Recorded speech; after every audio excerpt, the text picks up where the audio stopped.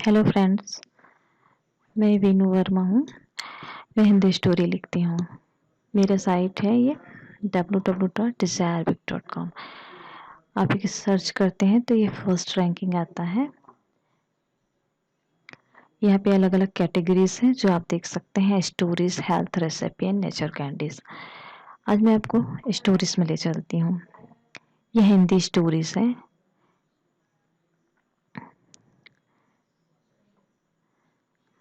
बहुत सारी स्टोरी आपको यहाँ पे दिख रही है जो मैंने लिखा हुआ है।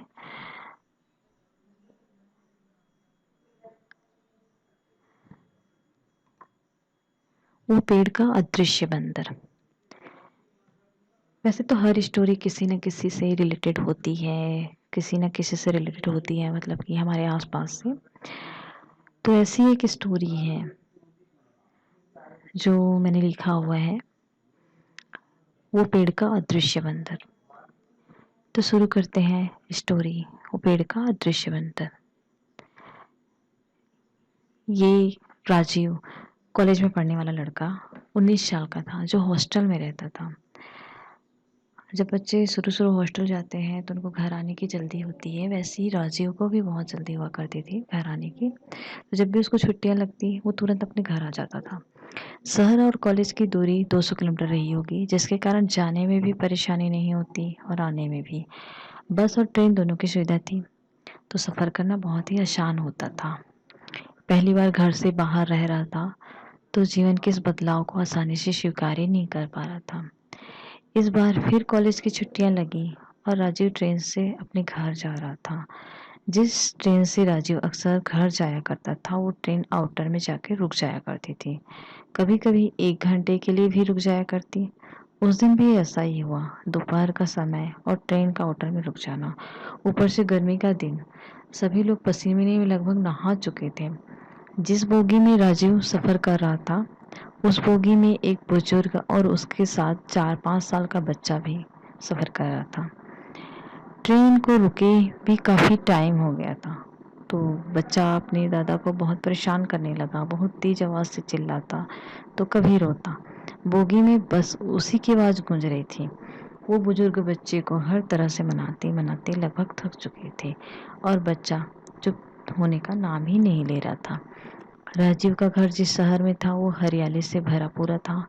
यह कह सकते हैं प्रकृति की गोद में था राजीव का शहर। पहाड़, नदी, नाले, पेड़ पौधे, इन सब के बीच में था शहर जहाँ पर ट्रेन रुकी थी। वहां से पहाड़ दिखाई दे रहा था और पहाड़ के ऊपर एक मंदिर भी था जो विशाल शिव जी का मंदिर था। पूरा पहाड़ पेड़ पौधे से हरियाली से ढका हुआ था, जैसे हरियाली की चादर ओढ़ ली हो। अब भी बच्चा रोए जा रहा था और बुजुर्ग व्यक्ति उसको शांत कराने की कोशिश में लगा हुआ था। फिर बुजुर्ग आदमी ने बच्चे को पहाड़ के तरफ इशारा करते हुए कहा, देखो बेटा, उस मंदिर के बगल में जो पेड़ है उसमें बंदर बैठा हुआ है। इतना सुनते ही बच्चा बड़ी मासूमियत से पेड़ और बंदर दोनों को देखने की कोशिश करने लगा और अब वो शांत हो गया था और किसी भी तरह वो बंदर को देखना चाह रहा था। साथ ही सभी का आकर्षण का केंद्र भी बन गए थे दादा पोते। सभी दोनों को ही देख रहे थे। थोड़ी देर बाद बुजुर्ग व्यक्ति ने कहा, मेरा चश्मा कहीं दिखाई नहीं दे रहा, कहाँ चला गया? ऐसा बोलते बोलते इधर उधर चश्मा ढूंढने की कोशिश करने लगा। राजीव बुजुर्ग व्यक्ति को चश्मा ढूंढता देखकर अपनी सीट से उठकर आया, चश्मा ढूंढने में मदद करने लगा।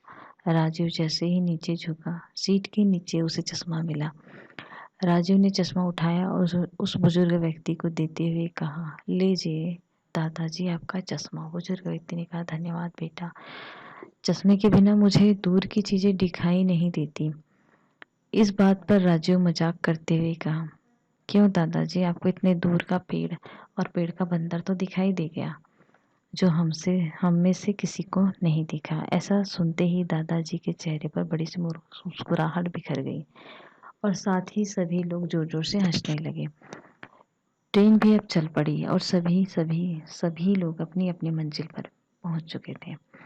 लेकिन इतनी गर्मी और लंबा इंतजार पता ही नहीं चला दादा और पोते की वजह से।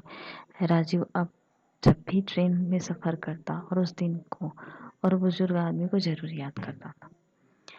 लेकिन अब सफ़र में राजीव का बेटा जो 4 साल का है वो साथ होता है, और जब भी बच्चा परेशान करता राहुल ज़रूर उसे पेड़ का बंदर दिखाता।